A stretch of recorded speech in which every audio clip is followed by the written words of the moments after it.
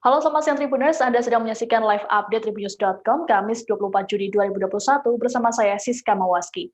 Kami akan menyajikan informasi terkini dari sejumlah daerah di Indonesia yang akan disampaikan langsung oleh reporter kami di lapangan. Selengkapnya hanya di live update. Kita awali berita pertama dari Bitung. Peristiwa kebakaran terjadi di lingkungan 4, Kelurahan Bitung Tengah, Kecamatan Maesa, Kota Bitung, Sulawesi Utara, pada Rabu. Akibat kebakaran ini sebanyak 131 bangunan ludes terdiri dari 130 rumah penduduk. Christian, bisa dijelaskan bagaimana situasi terkini dari warga korban kebakaran di Pasar Tua Bitung? Ya, dapat kami laporkan dari Kota Bitung, Provinsi Sulawesi Utara, di lokasi kebakaran hebat yang berlangsung Rabu kemarin, tanggal 22 Juni 2021.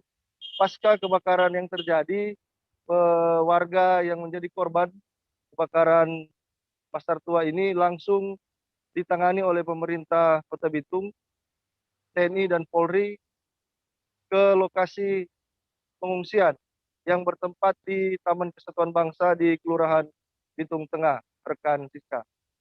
Lalu apa tindakan yang sudah diambil oleh pemerintah setempat dalam menangani masyarakat yang menjadi korban kebakaran, Christian? Ya, dapat kami laporkan sudah dilakukan penanggulangan yang dilakukan oleh pemerintah, dalam hal ini Badan Penanggulangan Bencana Daerah dan Dinas Sosial. Untuk Badan Penanggulangan Bencana sendiri melakukan evakuasi korban atau masyarakat yang jumlahnya sudah mencapai seratusan jiwa ke lokasi pengungsian yang dibagi 3 titik. Jadi masing-masing 3 titik itu didirikan posko dan beberapa tenda untuk pengungsian. Sementara itu dari Dinas Sosial, dalam hal ini Tagana, mendirikan dapur umum untuk memberi makan seluruh pengungsi dan seluruh aparat yang bertugas, di mana dari keterangan yang kami himpun di lapangan, setiap hari mereka diberi makan 3 kali dalam sehari, baik pengungsi, korban kebakaran Pasar Tua maupun petugas yang ada di lapangan, rekan Siska. Christian, lalu apakah sudah ada laporan terkait dengan korban jiwa ataupun korban luka dalam peristiwa ini? Baik, rekan Siska dan Tribuners, hingga saat ini dapat kami sampaikan dari lokasi kebakaran dan informasi yang kami rangkum dari pihak pemerintah setempat, belum ada korban jiwa dari peristiwa kebakaran ini. Kebakaran yang mengakibatkan seratusan jiwa ini harus diungsikan karena rumah mereka ludes di Lapas Jago Merah, seperti data yang rekan Siska sampaikan tadi. Lalu bantuan yang sudah disalurkan ke posko-posko apa saja, Christian? Jadi untuk bantuan mulai tadi malam, pasca kejadian terjadi, sudah ada dari pihak-pihak dari masyarakat dan dari berbagai instansi vertikal maupun pemerintahan, dan tim penggerak PKK juga, anggota DPRD, serta institusi lainnya, baik vertikal maupun horizontal di lingkungan pemerintah Kota Bitung dan BUMN dan BUMD sudah memberikan bantuan seperti pakaian layak pakai, makanan siap saji, air mineral, air minum, mie instan, dan peralatan lainnya, termasuk dengan memberikan atau membagikan masker kepada masyarakat korban kebakaran Pasar Tua, rekan Siska. Baik Tribuners, Wali Kota Bitung Maurits Mantiri juga sempat memberikan pernyataan terkait dengan kejadian ini. Berikut wawancaranya. Kita mengalami hal ini di tengah pandemi COVID. Jadi upaya ini upaya gotong royong semua. Tapi terima kasih semua aparat Forkopimda telah turun langsung sehingga memudahkan. Dengan situasi ini sebenarnya akan angin kencang, tapi karena turun semua Forkopimda otomatis bisa saling membantukan. Pemerintah daerah juga, kabupaten kota yang di seputaran sudah datang juga. Karena itu pasti kita akan mampu menyelesaikan. Pak, mungkin ada informasi dikit, kira-kira berapa rumah yang mungkin? Kita sementara pendataan sementara. Kalau perkiraan awal ya sekitar itu paling 50-an ada. Bantuan sendiri nanti dari pemerintah, Pak? Ada, sudah ada prosedur, sudah ada aturannya, sudah jelas. Tadi sosial jelas toh? DP aturan main sudah ada. Pak, ada keluhan dari masyarakat keterlambatan pemadaman, Pak, respon pemerintah Kota Bitung? Kalau ini kan karena situasi, jadi lokasinya kan memang padat, tidak terlambat. Kalau terlambat tidak terlambat. Tapi karena memang akses dia harus menuju ke pusat itu yang tidak bisa mobil masuk, itu dikategorikan terlambat. Apalagi tadi situasi angin barat daya cukup kuat. Nah, karena itulah. Tapi kan kita sudah jelas tahu di daerah sini ada programnya nanti pemerintah toh. Jadi itu solusinya. Karena kalau perumahan yang padat, tidak ada jalan akses masuk, itu jadi hambatan. Tapi ke depan kan kita lagi mengurangi lokasi-lokasi yang tidak bisa diakses. Pak, mungkin armada mobil pemadam kebakaran dan keberadaan hidran, Pak. Mobil pemadam kebakaran dan hidran, fasilitas Kota Bitung sudah tidak mencukupi atau itu ada yang rusak, Pak? Kita bangun, karena itu memang sudah parah amat. Kita akan mempersiapkan itu. Makanya tadi langsung telepon Bupati, Wali Kota Manado Bitung, karena kita satu cepat, jadi bisa cepat dia datang. Gimana? Kita mau rapat ini dulu. Kamu tetapkan dulu setelah ini. Ada rapat darurat kita depan situ. Kita memutuskan untuk lokasi untuk bantuan makanan dan sebagainya. Beralih ke informasi selanjutnya, misteri kematian wanita hamil yang jasadnya ditemukan di septic tank rumahnya di perumahan Gria Sakti, Desa Karya Indah, Kecamatan Tapung, Kabupaten Kampar Riau, akhirnya terungkap. Korban rupanya dihabisi nyawanya oleh suaminya sendiri yang sempat kabur. Suami korban diringkus di wilayah Nganjuk, Jawa Timur oleh jajaran Polda Riau yang dibantu oleh Ditreskrimum Polda Jatim dan Polres Nganjuk pada Selasa 22 Juni. Untuk diketahui, saat ditemukan korban tengah mengandung dengan usia janin 7 bulan. Terkait dengan informasi ini, jurnalis Tribun Pekanbaru.com Rizky Armanda akan melaporkannya untuk Anda. Halo, selamat siang Rizky. Ya, selamat siang rekan Siska. Rizky, bisa dijelaskan bagaimana kronologi penangkapan dari pelaku? Ya, baik Tribuners, dapat saya laporkan bahwa akhirnya pihak kepolisian berhasil menangkap pelaku pembunuhan dari Siti Hamidah, 32 tahun, yang mayatnya ditemukan di lubang bekas galian septic tank di wilayah Kabupaten Kampar beberapa waktu lalu.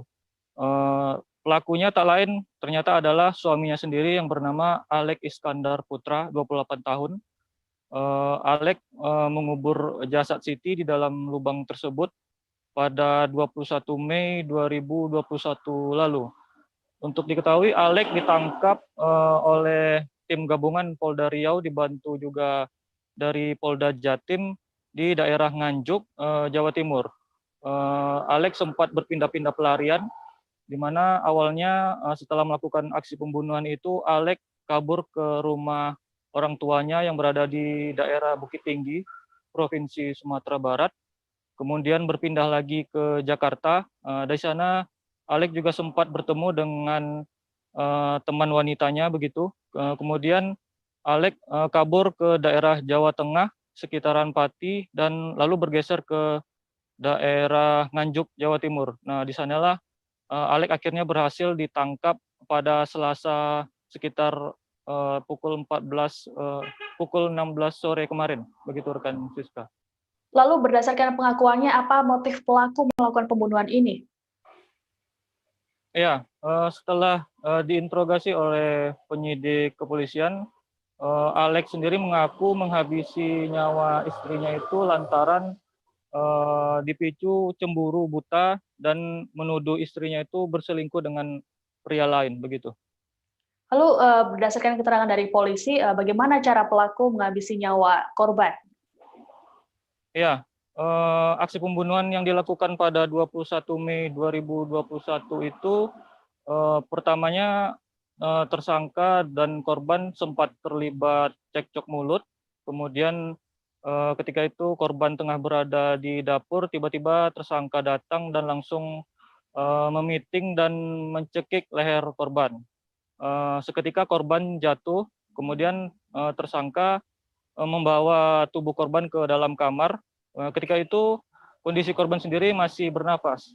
Kemudian tersangka yang sudah gelap mata akhirnya membekap wajah korban dengan menggunakan bantal sampai korban kehabisan nafas.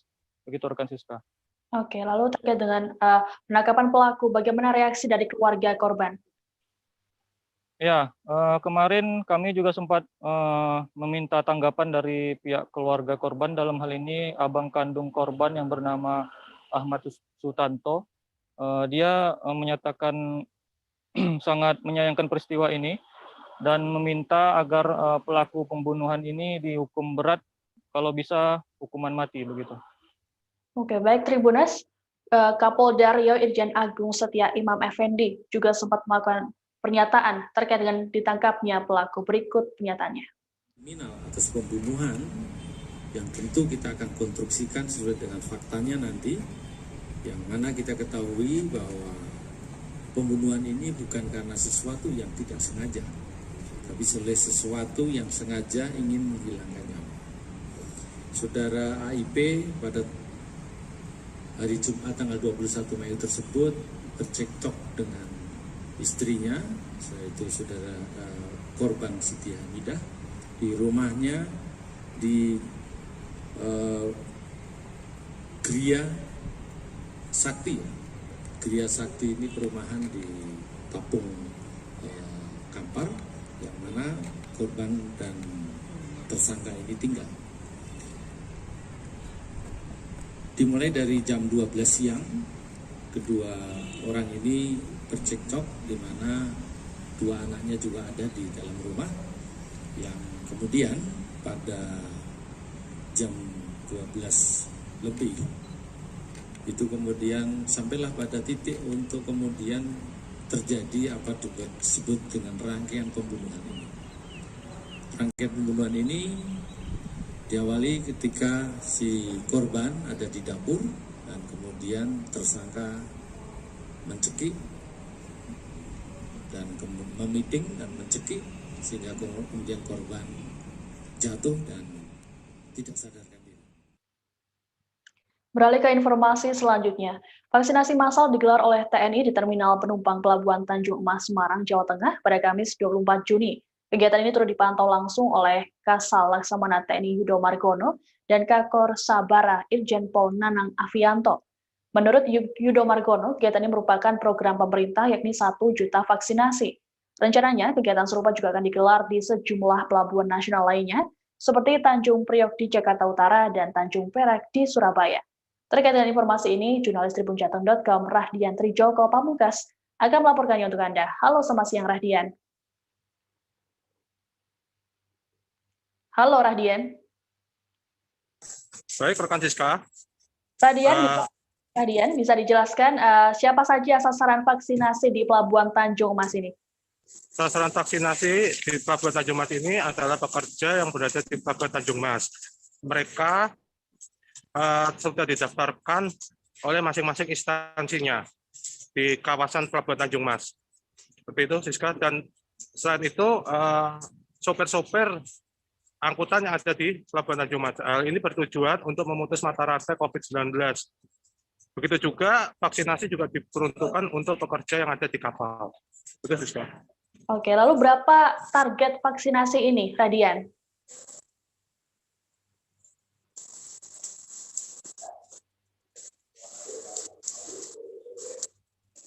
Halo, Radian. Target sasaran vaksinasi ini dari pihak TNI mau menargetkan 2.000 orang untuk mendapatkan vaksinasi. Selanjutnya setelah para pekerja ini nanti akan dilanjutkan ke warganya. Tidak hanya berhenti di sini aja vaksinasi. Vaksinasi akan dilanjutkan oleh kepala kantor kesehatan pelabuhan yang sudah diadakan selama seminggu ini. Itu, Siska. Oke, lalu siapa saja vaksinator yang terlibat dalam program ini, Radian? Ya, vaksinator yang terlibat dalam program ini dari TNI Polri maupun dari kantor kesehatan pelabuhan Tanjung Mas Semarang. Itu, Siska. Lalu selain untuk memutus mata rantai penyebaran COVID-19, adakah tujuan lain dari program vaksinasi ini, Radian? Ya, tujuan dari vaksinasi ini untuk melindungi para pekerja yang ada di Pelabuhan Tanjung Mas agar roda perekonomian ini tidak terhenti karena COVID-19. Seperti itu, Siska. Lalu bagaimana sistem untuk mendapatkan vaksinasi ini, Radian? Ya, baik, Siska. Untuk mendapatkan vaksinasi ini, para pekerja ini sudah didaftarkan oleh pihak instansi. Dari tadi pagi sekitar pukul 7:30, para pekerja ini sudah datang mengantre di kedatangan untuk mendapatkan vaksinasi yang berada di ruang keberangkatan. Baik, terima kasih laporannya jurnalis tribunjateng.com Rahdian Trijoko Pamungkas. Kita beralih ke informasi selanjutnya. Pihak Dinas Sosial Kota Pangkal Pinang, Bangka Belitung memulangkan sebanyak 10 pekerja seks komersial atau PSK ke kampung halamannya di Jawa Barat. Para PSK tersebut sebelumnya terjaring razia oleh aparat gabungan pada pekan lalu.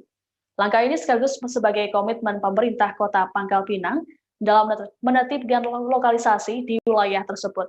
Meski begitu, rupanya para PSK tersebut sempat menolak untuk dipulangkan. Terkait dengan informasi ini, jurnalis bangkapos.com, Andini, akan melaporkannya untuk Anda. Halo, selamat siang, Andini. Selamat siang, Siska. Andini, ya, izin saya melaporkan. Andini, bisa dijelaskan terkait dengan pemulangan para PSK? Oke, baik Siska, saya Andini dari Bangka melaporkan. Kemarin Rabu 23 Juni 2021, pemerintah Kota Pangkal Pinang melalui Dinas Sosial Kota Pangkal Pinang memulangkan 10 pegawai seks komersil PSK yang ada di lokalisasi Teluk Bayur Kota Pangkal Pinang. Diketahui sebelumnya memang pemerintah Kota Pangkal Pinang fokus terhadap penertiban lokalisasi yang ada di Kota Pangkal Pinang. Ada 2 lokalisasi di Kota Pangkal Pinang, yaitu lokalisasi Teluk Bayur dan lokalisasi Parit 6. Sebelumnya juga pemerintah Kota Pangkal Pinang sudah menganggarkan anggaran untuk pemulangan para PSK ke daerahnya masing-masing, yakni Jawa Barat, senilai 200 juta rupiah dari APBD Kota Pangkal Pinang. Demikian, Siska. Lalu Andini, bisa dijelaskan seperti apa penertiban lokalisasi yang dilakukan oleh pemerintah Kota Pangkal Pinang? Oke, baik. Sebelumnya pemerintah Kota Pangkal Pinang sudah kerap kali melakukan penertiban di 2 lokalisasi, yaitu lokalisasi Teluk Bayur dan lokalisasi Parit 6. Namun setiap kali penertiban dari tim penertiban TNI Polri dan Satpol PP, penertiban selalu bocor.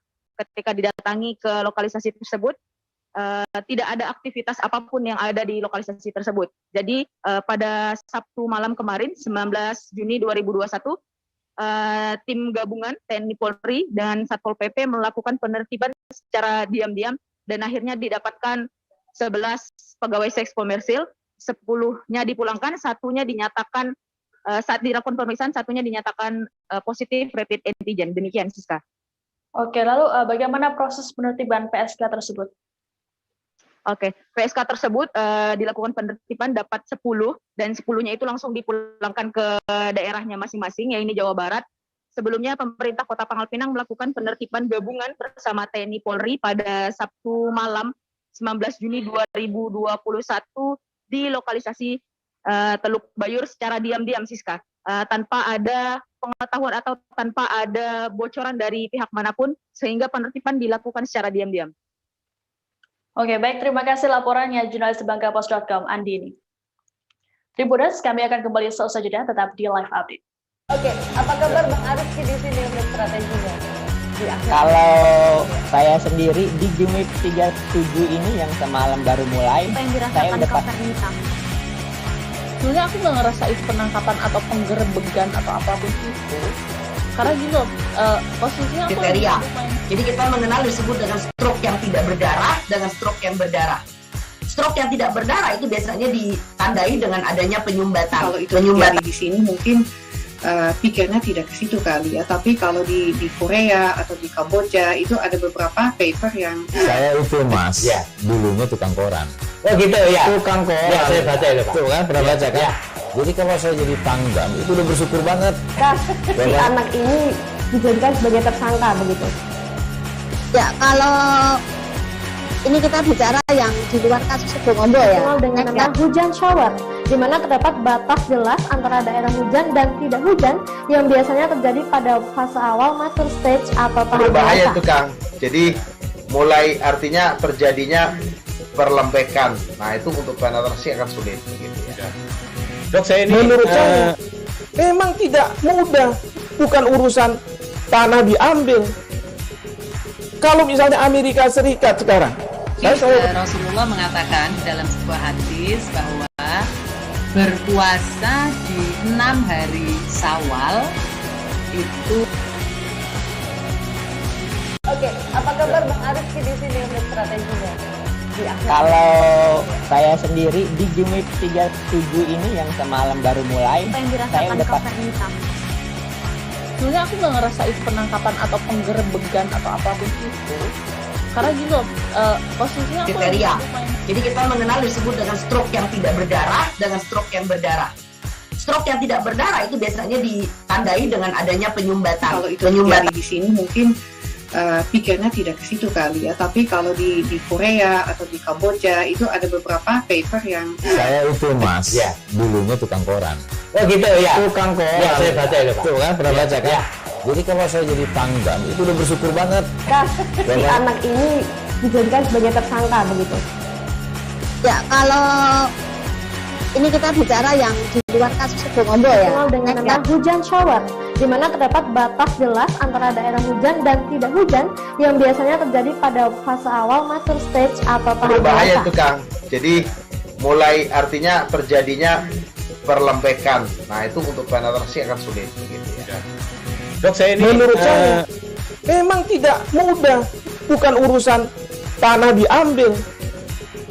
Kalau misalnya Amerika Serikat sekarang, Rasulullah mengatakan di dalam sebuah hadis bahwa berpuasa di 6 hari Syawal itu. Oke, apa kabar Bang Arifki di sini untuk strateginya?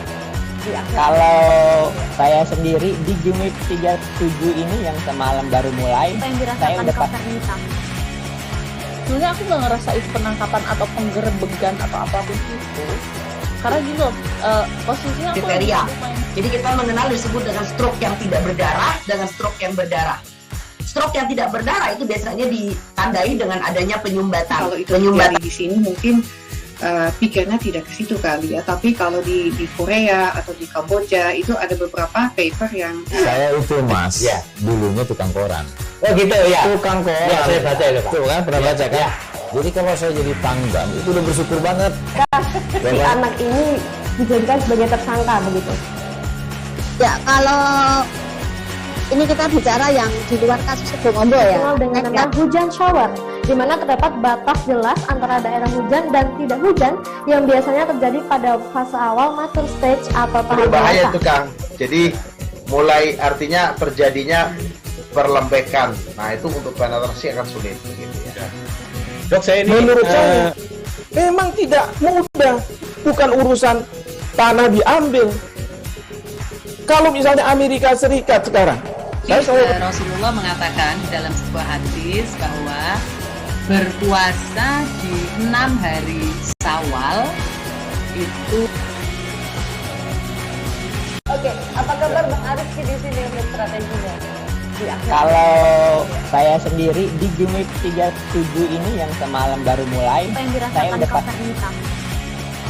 Sebenarnya aku nggak ngerasain penangkapan atau penggerebegan atau apapun itu, karena gini loh, posisinya aku lagi kriteria. main. Jadi kita mengenal disebut dengan stroke yang tidak berdarah dengan stroke yang berdarah.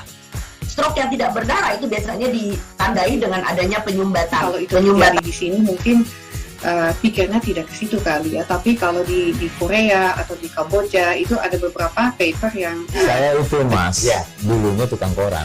Oh gitu ya. Tukang koran. Ya, saya baca itu, Pak. Tuh kan, pernah baca kan? Ya.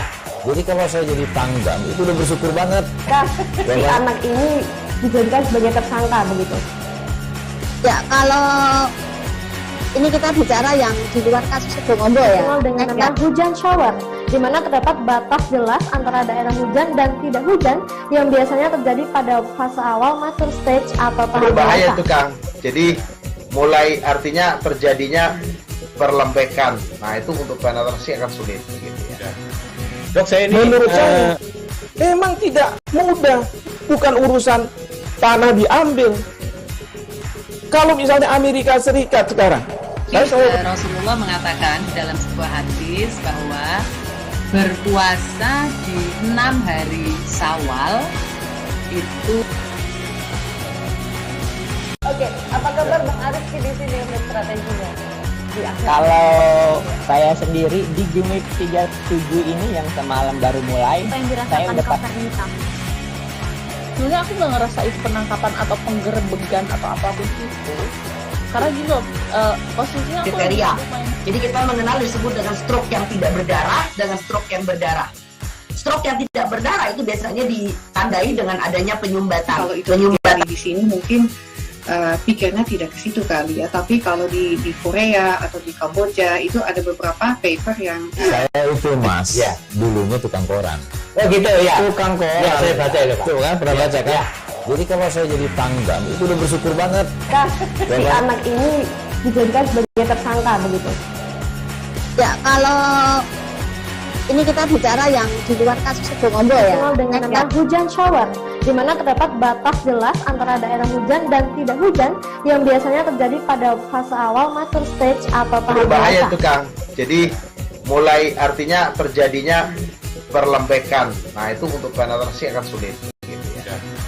Dok, saya ini menurut saya memang tidak mudah, bukan urusan tanah diambil. Kalau misalnya Amerika Serikat sekarang, Rasulullah Terima kasih Tribuners, Anda masih menyaksikan live update. Kita beralih ke informasi selanjutnya. Kasus COVID-19 yang melonjak di Kabupaten Ende, Nusa Tenggara Timur juga diikuti dengan peningkatan angka kematian. Dilaporkan terdapat 5 pasien meninggal dalam 10 hari terakhir.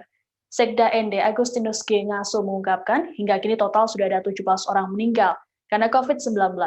Dikhawatirkan kasus COVID-19 akan semakin melonjak apabila protokol kesehatan tidak disiplin diterapkan. Terkait dengan informasi ini, jurnalis poskupang.com Oris Goti akan melaporkannya untuk Anda. Halo, selamat siang Oris. Halo, selamat siang. Oris, bisa dijelaskan bagaimana kondisi terkini di ND terkait dengan kasus kematian yang meningkat tersebut? Benar, saat ini kasus COVID di Kabupaten Ende tengah meningkat. Perlu saya laporkan bahwa saat ini ada penambahan 1 kasus baru, yakni ada tambahan 1 kasus meninggal dunia tadi sekitar pukul 9 waktu Indonesia Tengah. Berdasarkan informasi yang saya himpun dari Direktris RUSD ND, Dr. Dewi Aris Lestari menyebutkan bahwa pasien yang meninggal tersebut adalah berprofesi sebagai seorang ibu rumah tangga, berusia 65 tahun, warga Kelurahan Rewarangga, dan saat ini tengah dilakukan tracing di seputar wilayah tetangga dan RT sekitar. Lalu jumlah total kasus COVID di Kabupaten Ende mencapai 1.108. Saat ini posisi yang positif mencapai 130, yang sembuh 961, dan yang meninggal dunia ditambah dengan pagi tadi yang meninggal menjadi 18 orang. Sekian. Oke. Oris, lalu bisa dijelaskan apa penyebab pelonjaknya kasus COVID-19 di ND dalam 10 hari terakhir ini? Lonjakan tertinggi terjadi pada 18 Juni ya. 18 Juni ada dari sebelumnya 71 kasus, ada peningkatan 59 kasus hingga menjadi 130 kasus. Berdasarkan keterangan yang disampaikan oleh Sekda ND Agustinus Ngaso menyebutkan bahwa lonjakan ini terjadi akibat mobilisasi keluar masuk orang dari luar daerah maupun sebaliknya, lalu transmisi lokal dan juga warga yang tidak taat protokol kesehatan. Sekian. Lalu apa langkah yang diambil pemerintah terkait dengan lonjakan kasus ini, Oris? Pada 22 Juni 2021, pemerintah Kabupaten Ende telah mengeluarkan edaran untuk menegaskan penerapan PPKM, pemberlakuan pembatasan kegiatan masyarakat. Dan itu sudah mulai diberlakukan, di mana melibatkan pihak aparat TNI dan Polri untuk melakukan penertiban, khususnya penertiban pembatasan jam malam, di mana aktivitas warga di pasar maupun di toko-toko dibatasi sampai dengan pukul jam 9 malam. Sekian. Adakah kebijakan khusus yang diambil pemerintah untuk menekan lonjakan kasus ini?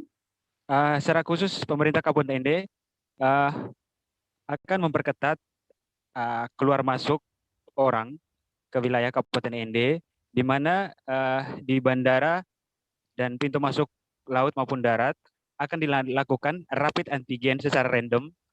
Jika ditemukan ada yang positif COVID-19, maka akan dikarantina secara terpusat di tempat yang sudah disediakan, yakni di rumah jabatan Bupati Ende. Sekian.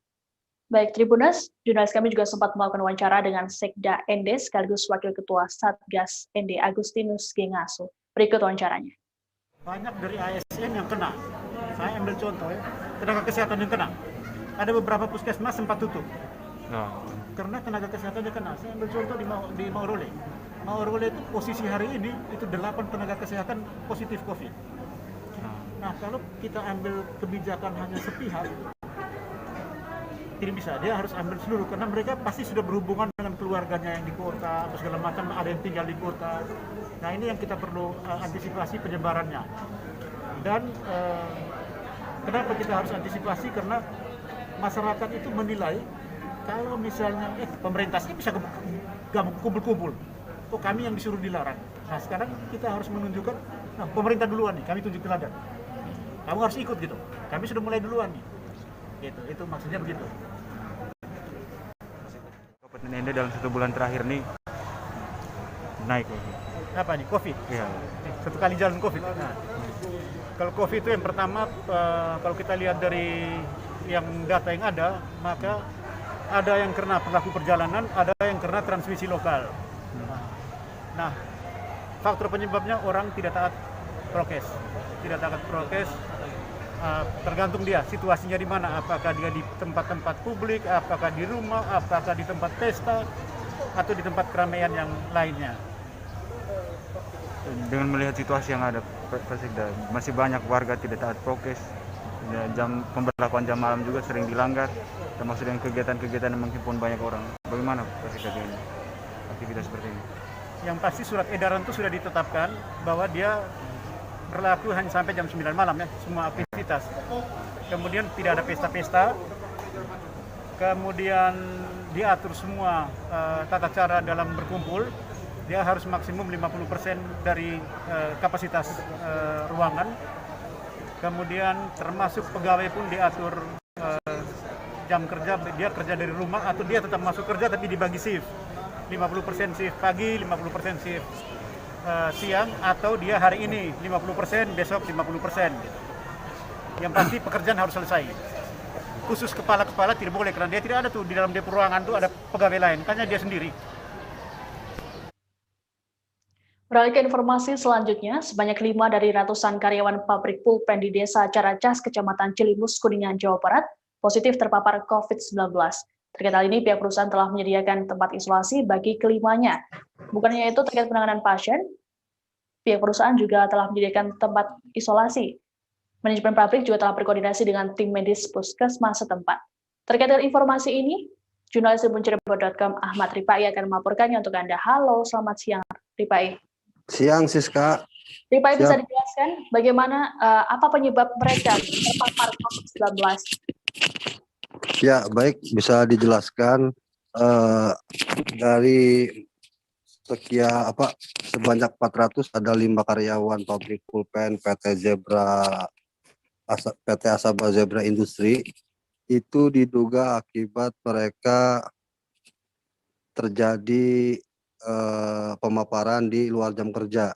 Artinya ketika mereka sudah pulang itu tidak safety dengan lingkungan sekitar, sehingga mereka yang tergabung dalam kasus orang tak bergejala akhirnya terpapar positif COVID-19. Oke. Lalu sejauh mana perhatian pemerintah dalam melakukan pengawasan terhadap pelaksanaan protokol kesehatan ini? Baik, untuk perhatian pemerintah dalam komitmen melakukan pencegahan penyebaran COVID-19 di Kabupaten Kuningan ini, kemarin cukup terharu juga ketika mendapat informasi ada 5 karyawan pabrik pulpen itu. Ketua DPRD Kabupaten Kuningan, Nujul Rahdi, langsung melakukan kunjungan ke lokasi dengan menggunakan alat perlengkapan ataupun alat pelindung diri, sehingga mengetahui persis di lingkungan pabrik yang memang tertata, kemudian tingkat kebersihannya juga terjaga, sehingga ada penjelasan dari pihak manajemen pabrik sendiri. Dan dapat tadi diulas oleh saya mengenai perhatian manajemen terhadap karyawan memang cukup ketat terhadap kesehatan dan memang pelayanan-pelayanan sesuai dengan SOP-nya sendiri. Gitu. Oke, tadi sempat disinggung bahwa para karyawan pabrik tersebut terpapar dari luar lingkungan pabrik. Lalu bagaimana kondisi di lingkungan pabrik itu sendiri, Ripai? Ya, terlepas di kawasan pabrik PT Asaba Zebra Industri di Kabupaten Kuningan selama hari kemarin itu terjadi kematian sebanyak 11 orang. Itu terjadi di sejumlah rumah sakit baik swasta maupun pemerintah. Sehingga jumlah COVID di Kuningan memang mengalami lonjakan cukup signifikan.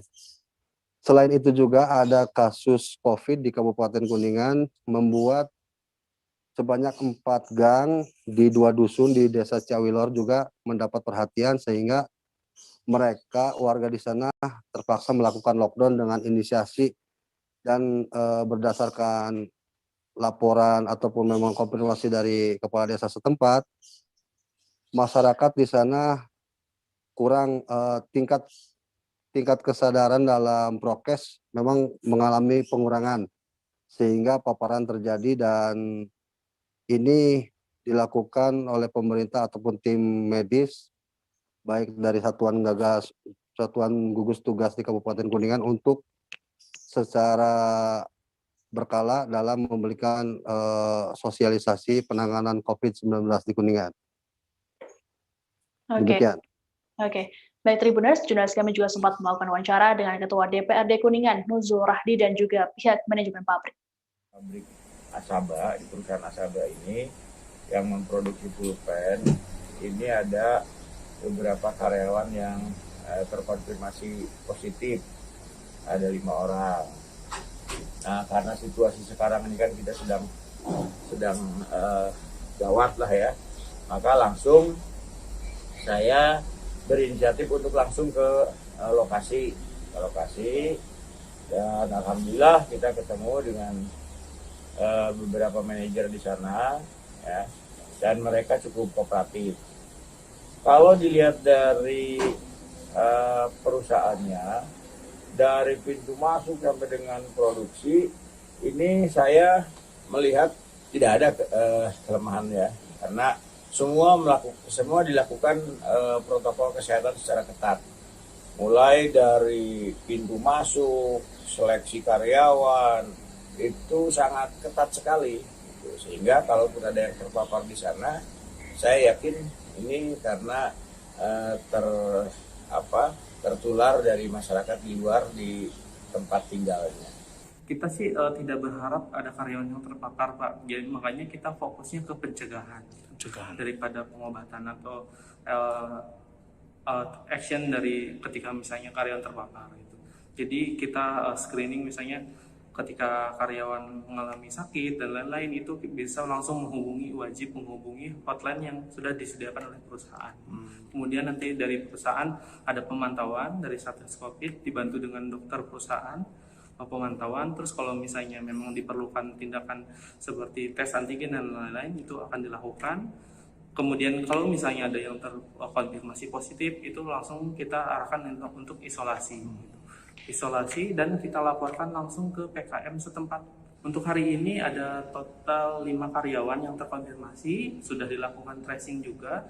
Kebetulan tracing di Zebra di perusahaan juga mudah karena kita sudah membagi jaraknya di lingkungan kerja dan lain-lain sehingga akan meminimalisir kontak erat dengan karyawan yang lain.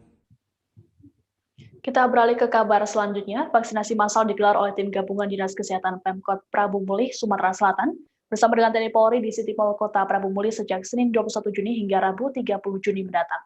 Demi mempercepat proses vaksinasi, tim gabungan juga melakukan jemput bola di setiap kelurahan atau desa di Kota Prabu Mulih. Bagi lansia akan diberikan kemudahan terkait dengan proses vaksinasi, yakni dengan menghubungi nomor layanan sehingga nantinya petugas akan datang ke rumah untuk memberikan vaksin. Terkait informasi ini, sudah ada jurnalis tribunssumsel.com, Edison, yang akan melaporkannya untuk Anda. Halo, selamat siang Edison. Selamat siang Mbak Siska. Edison, bisa dijelaskan terkait dengan pelayanan vaksin yang bisa langsung datang ke rumah ini? Oke, baik Mbak Siska, kami informasikan dari Kota Prabu Mulih sejak Senin lalu hingga 30 Juni mendatang, Kota Prabu Mulih sendiri dilakukan vaksin massal yang diadakan di City Mall Kota Prabu Mulih. Petugas tim gabungan sendiri melakukan vaksin dengan melakukan jemput bola. Tidak hanya ke City Mall, masyarakat yang butuh vaksin bisa segera menghubungi nomor layanan. Pelaksanaan vaksin sendiri berjalan lancar dan ramai antusias diikuti oleh masyarakat di City Mall Kota Prawamuli. Masyarakat sendiri berbondong-bondong datang ke City Mall untuk melakukan vaksin. Pelaksanaan vaksin sendiri di hari kedua ini sudah 1.200 masyarakat mengikuti vaksin. Tidak hanya membuka pelayanan vaksin, pemerintah Kota Prawamuli sendiri bersama tim gabungan datang ke posko-posko yang ada di kelurahan dan kecamatan. Jadi warga bisa cukup kumpul di balai desa dan balai kelurahan. Tim petugas kesehatan yang akan datang ke tempat tersebut untuk melakukan vaksin. Sementara untuk lansia, keluarga lansia bisa menghubungi petugas kesehatan, maka petugas kesehatan akan datang ke rumah untuk melakukan vaksin. Oke. Lalu, Edison, terkait dengan pelayanan tim medis yang bisa datang ke rumah untuk vaksinasi, bagaimana mekanismenya? Apakah dipungut biaya? Dapat kami informasikan bahwa pemerintah Kota Prawamuli sendiri sejak tahun 2019 lalu melakukan pelayanan melalui 119. Jadi masyarakat yang mau sakit bisa langsung menghubungi. Terkait itu, karena pandemi pelayanan sempat di stop, kemudian kembali diaktifkan kembali. Jadi masyarakat yang ingin vaksin bisa menghubungi ke 119, maka petugas dokter dan perawat bisa datang langsung ke rumah untuk melakukan vaksin. Ini tidak hanya untuk vaksinasi. Jadi program pemerintah Kota Prawamuli ini sudah sejak lama melayani masyarakat yang sakit. Cukup menghubungi nomor yang ada, nanti akan diberikan pelayanan kesehatan, dan ini gratis tanpa dipungut biaya. Oke, lalu untuk diketahui Kota Prawamuli juga menerapkan pemberlakuan pembatasan kegiatan masyarakat atau PPKM. Lalu seperti apa pelaksanaannya, Edison? Benar sekali, rekan Siska. Kota Prawamuli juga melakukan PPKM, khususnya pembatasan di jam malam, kegiatan masyarakat di jam malam. Jadi pemerintah Kota Prawamuli bersama tim gabungan TNI Polri dan petugas Satpol PP membatasi tempat-tempat usaha itu buka sampai pukul 21.00. Jadi kalau misalnya ada usaha yang masih buka dan ramai, maka akan dibubarkan. Memang sejauh ini belum ada yang diberikan sanksi, demikian rekan Siska.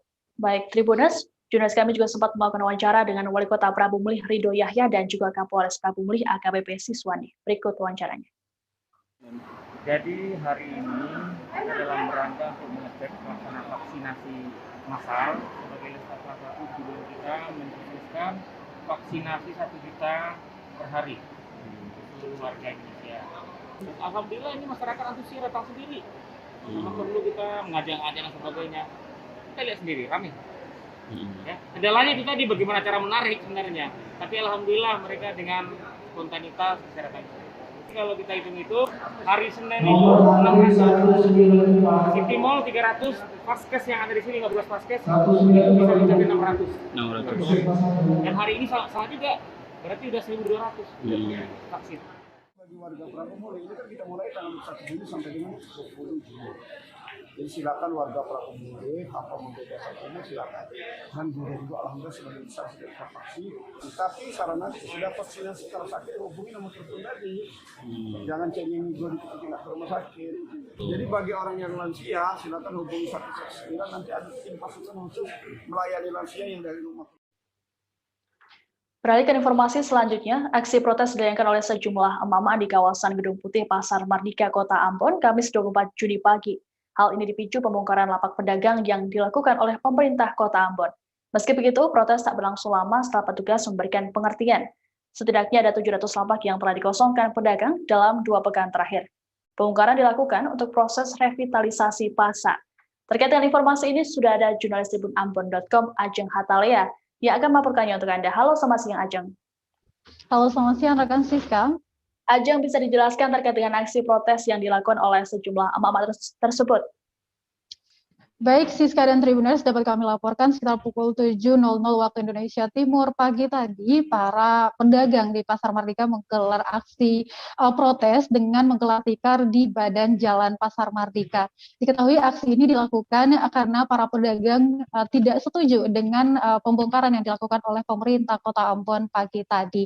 Dan aksi ini dilakukan dengan menggunakan karton bekas seperti itu yang digelar di badan jalan dan sempat membuat jalanan padat dan macet seketika, dan mengundang juga antusiasme dari para pengunjung pasar, dan beberapa dari mereka sempat mengabadikan momen ketika para emak-emak ini melakukan aksi tiduran selonjoran di badan jalan dengan menggunakan bekas karton tadi. Lalu apa saja tuntutan yang mereka sampaikan, Ajeng? Iya, dari data yang kami himpun di lapangan, para ibu-ibu ini tidak setuju dengan aksi pembongkaran pasar yang dilakukan oleh pemerintah Kota Ambon. Dalam hal ini Dinas Perindustrian dan Perdagangan Kota Ambon. Meski sempat menolak, namun aksi pembongkaran ini kemudian dilakukan oleh pemerintah Kota Ambon tanpa ada penolakan dari para pedagang yang ada di Gedung Putih.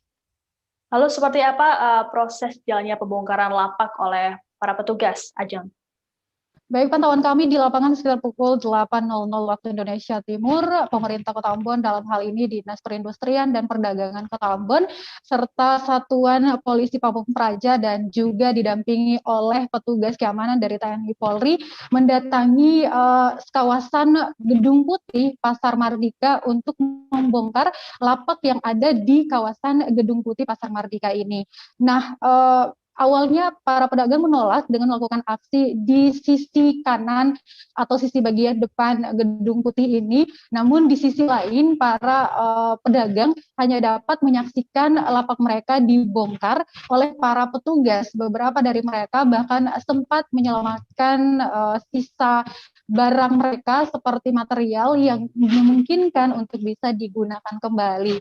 Meskipun aksi ini diprotes oleh sebagian besar para pedagang, namun sebelumnya para pemerintah telah mengeluarkan surat pemberitahuan untuk segera mengosongkan dan membersihkan dagangan para pelapak agar di tanggal 24 tepatnya hari ini dilakukan pembongkaran tersebut. Oke, lalu total berapa banyak tempat yang dibongkar, Ajeng? Dari data yang kami himpun, Dinas Perindustrian dan Perdagangan Kota Ambon mencatat setidaknya di Gedung Putih terdapat 700 lapak, namun yang digunakan sekitar 680 lapak yang kemudian sudah dikosongkan melalui surat pemberitahuan yang dilayangkan oleh pemerintah Kota Ambon, yakni surat edaran kelima untuk segera mengosongkan kawasan tersebut. Namun di luar daripada Gedung Putih ini ada sekitar ratusan lapak yang kemudian dibongkar oleh petugas pemerintah dalam hal ini. Oke, terkait dengan pembongkaran pasar ini, apakah pemerintah Kota Ambon juga menyediakan tempat untuk merelokasi para pedagang? Baik, jauh sebelum pembongkaran ini dilakukan, pemerintah telah menyiapkan setidaknya 3 lokasi untuk merelokasikan para pedagang yang ada di Pasar Mardika ini. Di antaranya Pasar Apung yang tentunya masih berada di kawasan Pasar Mardika, kemudian Pasar Oleh-oleh yang berada di kawasan Tantui, Kota Ambon, dan yang ketiga itu Pasar Transit Paso yang berada di kawasan Negeri Paso. Nah, untuk para pelapak yang ada di sekitar kawasan Gedung Putih ini, mereka akan dipindahkan di Pasar Transit Paso, yang mana ini memicu protes dari mereka karena lokasi pasar yang jauh dengan pusat kota. Mereka sangat mengkhawatirkan kalau nanti pindah di Pasar Transit Paso ini akan terjadi penurunan pada angka pembelian di pasar tersebut, karena tidak memungkinkan untuk para pedagang ini semuanya akan pindah ke Transit Paso tadi. Sedangkan 680 pelapak yang ada di Gedung Putih ini akan direlokasikan di Pasar Apung, dan dari informasi yang kami himpun, para pedagang ini telah menyetujui dengan angka sekitar 3 juta rupiah untuk membayar harga masuk di Pasar Apung, Siska. Oke, lalu berapa lama estimasi waktu pengerjaan dari gedung baru ini? Baik, diestimasikan pemerintah Kota Ambon sekitar 2 tahun untuk dilakukan pembangunan gedung baru di Pasar Mardika Kota Ambon ini, dan akan diperbolehkan para pedagang yang terdata di database pemerintah Kota Ambon, di mana mereka memiliki kartu pedagang dan juga rutin membayar iuran seperti itu, maka mereka akan dikembalikan di gedung baru. Seperti itu, Siska. Oke, baik Tribuners, jurnalis kami juga sempat melakukan wawancara dengan Kepala Dinas Perdagangan Kota Ambon, Sir John Slarmanet. Berikut wawancaranya. Memang yang kita temukan itu banyak juga keluhan dari pedagang yang direlokasi ke Paso, ya, ke pasar transit Paso. Banyak pedagang itu mengeluh karena berbagai pertimbangan secara ekonomis mereka itu kan pasti tidak terlalu menguntungkan seperti itu. Tetapi ini kan sementara. Ini kita relokasi sementara sambil pembangunan gedung pasar baru ini harus segera dimulai, dan yang paling utama adalah pedagang yang direlokasi itu sudah terdaftar sebagai pedagang di database yang akan kita tata lagi setelah gedung ini dibangun dan disiapkan, seperti gitu ya. Estimasi waktu untuk pembangunan gedung ini berapa lama, Pak? Kalau sesuai dengan informasi dari secara teknis itu ada di Dinas PU ya, tetapi ini kan dia direncanakan itu dalam 24 bulan, 2 tahun kurang lebih. 2 tahun kurang lebih? Iya, kalau dimulai dari sekarang berarti tinggal dihitung saja ya. Baik, siap. Oke. Siapa saja yang nanti memasuki gedung baru nantinya, Pak? Yang pasti diperuntukkan untuk para pedagang yang betul-betul terdaftar sebagai pedagang yang memiliki identitas yang kita sudah verifikasi datanya secara jelas, dan dengan kartu pedagang serta dia punya kewajiban pembayaran retribusinya jelas. Kita sudah mengambil identitas KTP-nya, kita sudah mengambil fotonya, sehingga diharapkan kalau misalnya yang nanti menempati pedagang yang akan menempati gedung baru ini itu betul-betul identitas yang sudah kita peroleh, ya, tidak ada lagi yang nanti katanya ada orang lain yang menggantikan untuk itu. Karena ini kan diperuntukkan untuk pedagang yang betul-betul adalah pedagang yang beraktivitas di gedung dan di sekitar. Kami akan kembali setelah jeda, tetap di live update. Oke, apa kabar Bang Arif di sini untuk strateginya? Kalau saya sendiri di Jumip 37 ini yang semalam baru mulai, saya udah sebenarnya aku nggak ngerasa itu penangkapan atau penggerebegan atau apapun itu. Karena gini loh, posisinya aku kriteria. Jadi kita mengenal disebut dengan stroke yang tidak berdarah dengan stroke yang berdarah. Stroke yang tidak berdarah itu biasanya ditandai dengan adanya penyumbatan. Kalau itu terjadi di sini mungkin pikirnya tidak ke situ kali ya. Tapi kalau di Korea atau di Kamboja itu ada beberapa paper yang saya itu Mas, ya, dulunya tukang koran. Oh gitu ya. Tukang koran. Ya, saya baca itu, Pak. Tuh kan, pernah baca kan? Ya. Jadi kalau saya jadi tanggam itu udah bersyukur banget. Si anak ini dijadikan sebagai tersangka begitu. Ya, kalau ini kita bicara yang di luar kasus Sebongombo ya. Dikenal dengan nama hujan shower, di mana terdapat batas jelas antara daerah hujan dan tidak hujan yang biasanya terjadi pada fase awal master stage atau tahap berbahaya itu Kang. Jadi mulai artinya terjadinya perlembekan. Nah itu untuk penetrasi akan sulit gitu ya. Dok, saya ini menurut saya memang tidak mudah, bukan urusan tanah diambil. Kalau misalnya Amerika Serikat sekarang, Rasulullah mengatakan dalam sebuah hadis bahwa berpuasa di 6 hari Syawal itu. Oke, apa kabar Bang Arif di sini untuk strateginya? Kalau saya sendiri di Jumip 37 ini yang semalam baru mulai, saya udah sebenarnya aku nggak ngerasa itu penangkapan atau penggerebegan atau apapun itu. Karena gini loh, posisinya aku kriteria. Jadi kita mengenal disebut dengan stroke yang tidak berdarah dengan stroke yang berdarah. Stroke yang tidak berdarah itu biasanya ditandai dengan adanya penyumbatan. Kalau itu terjadi di sini mungkin pikirnya tidak ke situ kali ya. Tapi kalau di Korea atau di Kamboja itu ada beberapa paper yang saya itu Mas, ya, dulunya tukang koran. Oh gitu ya. Tukang koran. Ya, saya baca itu, Pak. Tuh kan, pernah baca kan? Ya. Jadi kalau saya jadi tanggam itu udah bersyukur banget. Si anak ini dijadikan sebagai tersangka begitu. Ya, kalau ini kita bicara yang di luar kasus Sebongombo ya. Dikenal dengan nama hujan shower, di mana terdapat batas jelas antara daerah hujan dan tidak hujan yang biasanya terjadi pada fase awal master stage atau tahap berbahaya dewasa. itu Kang. Jadi mulai artinya terjadinya berlembekan. Nah itu untuk penetrasi akan sulit. Gitu ya.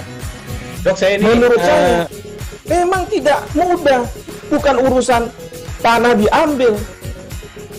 Kalau misalnya Amerika Serikat sekarang, Rasulullah mengatakan di dalam sebuah hadis bahwa berpuasa di 6 hari Syawal itu. Oke, apa kabar Bang Arif di sini untuk strateginya? Kalau saya sendiri di Jumip 37 ini yang semalam baru mulai, saya udah sebenarnya aku nggak ngerasa itu penangkapan atau penggerbegan atau apapun itu, karena gini loh, posisinya aku kriteria. Jadi kita mengenal disebut dengan stroke yang tidak berdarah dengan stroke yang berdarah.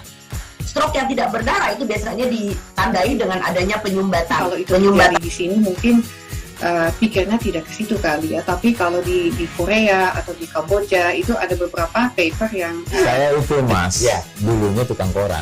Oh gitu ya. Tukang koran. Ya, saya baca itu Pak. Tuh kan pernah baca kan? Ya. Jadi kalau saya jadi pangdam itu udah bersyukur banget. Si anak ini dijadikan sebagai tersangka begitu. Ya, kalau ini kita bicara yang di luar kasus Sebongombo ya. Dikenal dengan nama hujan shower, di mana terdapat batas jelas antara daerah hujan dan tidak hujan yang biasanya terjadi pada fase awal mature stage atau tahap berbahaya dewasa. itu Kang. Jadi mulai artinya terjadinya perlembekan. Nah itu untuk penetrasi akan sulit. Gitu ya. Dok, saya ini menurut saya memang tidak mudah, bukan urusan tanah diambil. Kalau misalnya Amerika Serikat sekarang, Rasulullah mengatakan di dalam sebuah hadis bahwa berpuasa di 6 hari Syawal itu. Oke, apa kabar Bang Arif di sini untuk strateginya? Kalau saya sendiri di Jumip 37 ini yang semalam baru mulai, saya udah sebenarnya aku nggak ngerasa itu penangkapan atau penggerbegan. Terima kasih Anda masih menyaksikan program Live Update. Kita beralih ke kabar selanjutnya. Sriwijaya FC kini tengah fokus untuk turnamen Piala Wali Kota Solo yang akan berlangsung pada Rabu 30 Juni mendatang. Terkait hal ini, pelatih Sriwijaya FC, Neil Maizar mengatakan pihaknya membatalkan 2 laga uji coba di Bandung, Jawa Barat. Sebelumnya, Sriwijaya FC juga telah bertanding dengan Persib Bandung dengan skor akhir 0 sama. Saat ini Laskar Wongkito tersebut tengah berupaya bangkit agar dapat lolos ke Liga 1. Terkait dengan informasi ini, sudah ada jurnalis Tribuku.com, Abdul Hafiz yang akan melaporkannya untuk Anda. Halo, selamat siang Hafiz. Halo Siska. Hafiz, bisa dijelaskan bagaimana persiapan dari Sriwijaya FC yang akan menghadapi tim Rans Cilegon FC pada turnamen Wali Kota Solo? Ya, pada dasarnya dari tim Sriwijaya FC merasa... Halo, ya.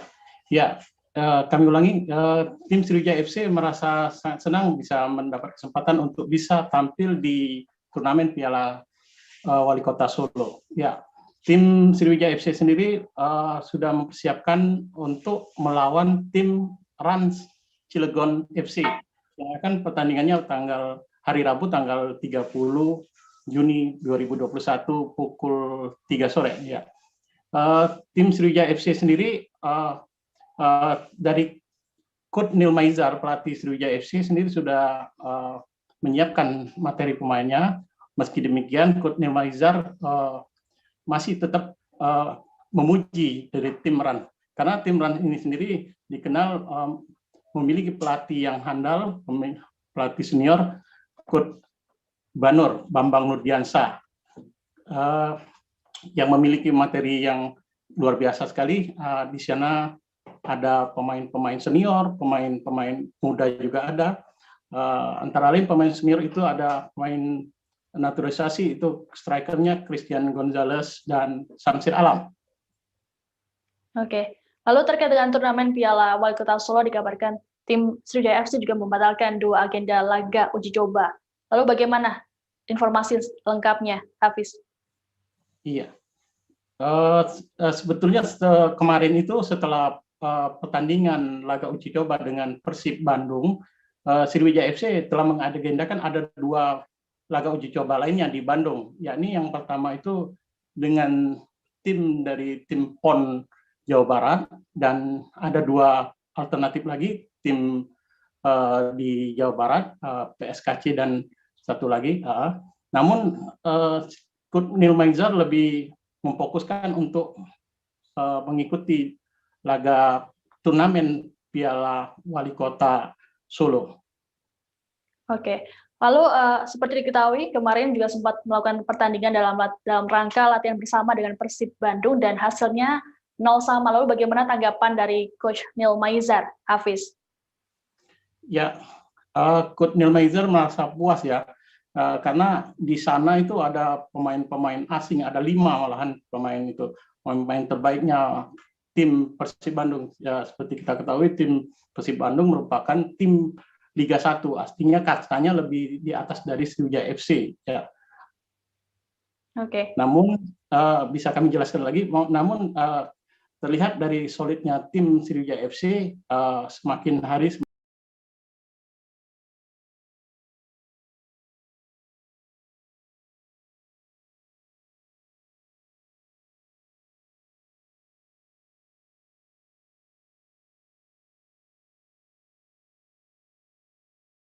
semakin bagus, itu bisa mengimbangi tim dari Persib Bandung yang notabene-nya memang kualitasnya lebih di atas dari Sriwijaya. Demikian sih, Kak. Oke, lalu apa agenda selanjutnya dari Sriwijaya FC menjelang turnamen Piala Wali Kota ini? Untuk hari ini itu pagi tadi tim Sriwijaya itu melakukan relaksasi dengan berendam di kolam air es, yang kemudian sore nanti ada latihan ringan itu recovery training, dan sore lanjut ke Solo untuk persiapan turnamen Piala Wali Kota Solo. Demikian, Siska. Oke, lalu Hafiz, bagaimana pandangan dari Coach Neil Maizar melihat kematangan persiapan tim dalam menghadapi kompetisi Liga 2? Apa masih ada yang perlu diperbaiki? Ya, Coach Neil sempat mengatakan bahwa sebetulnya tim ini untuk persiapan kompetisi sesungguhnya Liga 2 itu masih baru 75%. Akan tetapi untuk itulah tim ini akan selalu diperbaiki baik lini per lini. Demikian, Siska. Oke, baik Tribuners. Jurnalis kami juga sempat melakukan wawancara dengan Kapten tim Sriwijaya FC dan juga Coach Neil Maizar. Berikut wawancaranya. Jadi kenapa kita mau cari Persib? Karena Persib buat kita adalah tim yang cukup bagus, cukup mempunyai fenomenal yang sangat luar biasa di sepak bola Indonesia, mempunyai pelatih yang bagus, pemain yang bagus, pemain yang bagus. Dan kita ingin belajar di sini. Jadi pertandingan ini alhamdulillah sudah selesai dan saya secara umum puas dengan kondisi pemain. Mudah-mudahan ke depan tim kita lebih bagus. Terima kasih. Dari pemain karena mungkin apa yang bisa dipetik dari pertandingan ini? Ya pertama sih syukur ya, alhamdulillah kita bisa dapat kesempatan sama uji coba sama tim Liga 1 ya, salah satu tim terbaik di Liga 1. Sebenarnya tujuan kita kesini ya kita untuk mengasah kemampuan apa yang sudah kita latih selama 2 bulan, dan saya rasa cocok kita lawan tim yang lebih baik dari kita kastanya untuk jadi pelajaran untuk kita mempersiapkan ke Liga 6. Oke. Tanya dari mana persiapan Sriwijaya FC di turnamen Piala Wali Kota Solo? Ya, secara umum ya kebetulan agendanya kan di sini ada 2 uji coba lagi, tapi karena ada undangan dari Wali Kota Solo, jadi kita persiapan tim maksimal mungkin harga di sini. Tanggal 6 persiapan menghadapi Wali Kota Solo. Mudah-mudahan semuanya lancar dan mudah-mudahan kita mendapat hasil yang terbaik di Piala Wali Kota Solo. Oke. Mau pertanyaan dari saya, kesiapan tim untuk Liga, karena saya lihat di materi tim pemainnya Coach Neil Maizar ini banyak pemain berpengalaman, pemain kelasnya Liga 1 lah. Ada Devi, ada Skandar, ada Fadil Daud. Jadi persiapan kita secara umum cukup bagus ya, cuma kita mungkin baru 70% ya. Masih ada sekitar 20% lagi harus perbaiki dalam waktu dibuka 1 bulan ini. Mudah-mudahan ini dapat kita mengaplikasinya dalam penelitian. Dari segi teknik, taktik, mental, fisik harus kita perbaiki juga. Mudah-mudahan ini akan bisa capai dalam sisa waktu yang ada. Oke, terima kasih teman-teman. Ada lagi pertanyaan? Kekuatan Rans Cilegon di laga awal. Ya, Rans Cilegon cukup tim yang bagus, punya pengalaman, juga pelatih yang bagus. Saya tahu dengan pelatih Bung Nur yang biasa, geometrinya luar biasa, dia pengalaman, di sana pemain senior atau pemain muda, dan timnya solid. Ya mudah-mudahan lah kita bisa berperan mengenai nanti di Cilegon. Tribunas, kita beralih ke kabar selanjutnya. Polisi disebut sudah menangkap pelaku penembakan yang menewaskan wartawan media online bernama Marcel Harahap.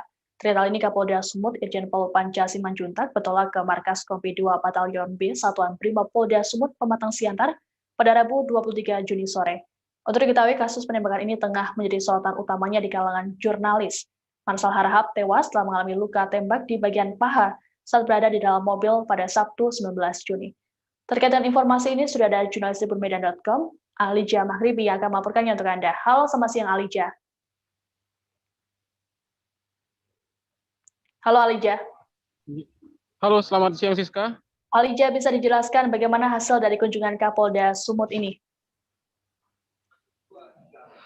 Ya, Kapolda Sumut Irjen Pol Panca Simanjuntak sore kemarin telah tiba ke Kompi 2 Brimob Pematang Siantar. Tujuan kedatangan dari Kapolda Sumut sendiri adalah untuk memantau jalannya penyelidikan terhadap aksi penembakan yang dilakukan terhadap jurnalis media online di Siantar. Kapolda sendiri datang disambut oleh Kapolres Siantar dan Kapolres Simalungun yang tergabung dalam tim pengungkapan kasus yang dibentuk oleh Kapolda. Nah, Kapolda menyampaikan ada progres yang bagus dalam pengungkapan kasus ini, di mana pelaku terhadap pelaku. Demikian, Siska. Oke, Alija, bisa dijelaskan apakah sudah ada penjelasan terkait pelaku penembakan terhadap Marcel? Pelaku penembakan terhadap Marcel sendiri sudah diamankan. Pelaku sendiri diamankan, terkait identitasnya belum diketahui karena sesuai rencana di belakang saya, Kapolda Sumut bersama dengan Pangdam 1BB akan mengadakan konferensi pers lebih lanjut untuk mengungkap kasus ini. Di sini awak media sudah menunggu kedatangan Kapolda untuk menyampaikan penjelasan dan kronologi lengkap penembakan terhadap Marcel. Demikian, Siska. Oke, Alija, lalu bagaimana respons dari pihak kepolisian dalam pengungkapan kasus ini mengingat banyak sekali desakan dari berbagai elemen masyarakat? Kapolda Sumut merasa memohon dipercaya untuk mengungkap kasus ini. Kapolda meminta waktu dengan segera akan mengungkap kasus ini selama 1 hingga 2 hari ke depan.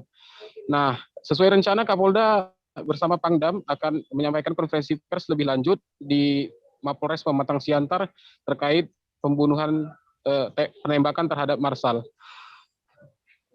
Oke, baik. Demikian, Siska. Baik, Tribunas, jurnalis kami juga sempat melakukan wawancara dengan Kapolda Sumatera Utara terkait dengan kasus ini. Berikut wawancaranya. Mako Kompi di Siantar ini, saya mau melihat yang pertama kesiapan anak-anak saya dalam melaksanakan tugas. Ya, khususnya teman-teman yang sudah menangani penanganan kasus tindak pidana penembakan ya yang dialami oleh teman-teman media seperti itu. Bekerja, tim yang sudah saya bentuk bekerja sesuai dengan arahan dan harapan saya. Ya, dan mereka sampai saat ini masih bekerja untuk menuntaskan dan mengungkap perkara ini secara lengkap dan sempurna. Ya, teman-teman. Dari apa yang tadi saya cek semuanya teman-teman, nanti akan saya sampaikan dalam kesempatan berikutnya kepada teman-teman semuanya. Yang jelas sampai dengan hari ini progresnya cukup baik, ya, cukup memuaskan, dan saya hanya minta supaya lebih tuntas lagi teman-teman sekalian. Ya, pada kesempatan berikut nanti akan saya sampaikan hasilnya secara lengkap kepada teman-teman semuanya. Beralih ke informasi selanjutnya, pembangunan alun-alun Kota Bangli, Bali diketahui mulai berjalan. Diperkirakan proses ini akan memakan waktu selama 6 bulan ke depan. Sejumlah pejabat seperti Gubernur Bali Iwayan Koster, Bupati Bangli Sang Nyuman Sedana Arta, Wabu Bangli Iwayan Diar, serta Ketua DPRD Bangli Iketut Swastika hadir dalam peletakan batu pertama pada Kamis 24 Juni. Terkait dengan informasi ini sudah ada jurnalis tribunbali.com, Freddy Mercury yang akan melaporkannya untuk Anda. Halo, selamat siang Freddy. Selamat siang Siska. Freddy, bisa dijelaskan apa tujuan pembangunan dari alun-alun Kota Bangli ini? Oh, terima kasih Siska. Untuk tujuan pembangunan dari alun-alun Kota Bangli ini utamanya adalah untuk menata Kota Bangli. Karena selama 20 tahun terakhir di wilayah Bangli ini lebih fokus untuk menata desa. Sehingga sekarang sudah saatnya untuk menata kota, menata wajah kota agar tidak kalah dengan kabupaten-kabupaten yang lainnya. Seperti itu Siska. Oke, lalu berapa anggaran total yang disiapkan oleh pemerintah Kota Bangli untuk pembangunan alun-alun ini? Untuk anggaran yang disiapkan oleh pemerintah Kabupaten Bangli berkisar 21 miliar lebih yang sumber anggarannya melalui APBD Bangli yang direfocusing dari APBD awal seperti itu. Oke, lalu fasilitas apa saja yang akan disediakan di alun-alun Kota Bangli nantinya, Freddy? Terima kasih Siska. Untuk fasilitas yang disediakan mulai dari fasilitas olahraga seperti skatepark, outdoor gym, area bermain anak, plaza, dan stand makanan. Selain itu juga sarana olahraga yang sekarang masih ada juga masih akan dipertahankan, mulai dari lapangan basket, lapangan voli, serta panjat tebing. Walau demikian, untuk lapangan sepak bola sendiri akan diganti yang nantinya jadi lapangan sepak bola untuk olahraga sepak bola tidak diperkenankan di alun-alun kota, melainkan dipindah ke lapangan yang saat ini sedang dipersiapkan oleh pemerintah Kabupaten Bangli. Demikian Siska. Oke, baik. Terima kasih laporannya, jurnalis tribunbali.com, Freddy Mercury. Ya, Tribunas, informasi tadi sekaligus menutup jumpa kita dalam live update kali ini. Terus saksikan live update berikutnya hanya di kanal tribunnews.com. Jangan lupa untuk terus disiplin menerapkan protokol kesehatan